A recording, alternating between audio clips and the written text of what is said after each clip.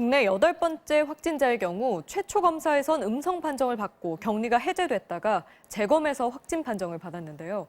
격리 해제자에 대한 감시도 강화해야 한다는 지적이 나옵니다. 임상재 기자가 취재했습니다. 8번째 확진자는 지난달 23일 7번째 확진자와 같은 비행기 옆좌석에 앉아 입국했습니다. 후베이 성 우한에서도 같은 곳에서 근무한 것으로 확인됐습니다. 7번째 환자는 지난 26일 증상이 나타나 자택 격리됐고 사흘 뒤 확진자가 됐습니다. 그러나 8번째 확진자는 지난 27일 증상이 나타나 병원을 찾았지만 다음 날 1차 검사에선 음성 판정을 받아 격리가 해제됐습니다. 1차 검사에서는 음성이 나와서 격리가 해제된 상태였고요. 그래서 그 상황에서 지역사회 노출이 조금 증가한 상황입니다. 보건당국은 발병 초기에 검사를 하면 바이러스 양이 적어 음성이 나올 가능성이 있다고 설명했습니다.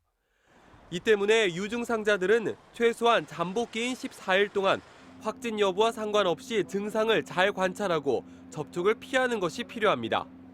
현재까지 바이러스 진단 검사를 받은 유증상자는 429명, 이 중 327명이 음성 판정을 받아 격리가 해제됐습니다. 이들 중 우한에서 입국한 경우만 하루에 2번씩 증상 발현 여부를 전화로 확인하고 있습니다. 하지만 음성 판정 뒤에도 증상이 다시 나타났다면 반드시 재검사를 실시해야 한다는 지적입니다.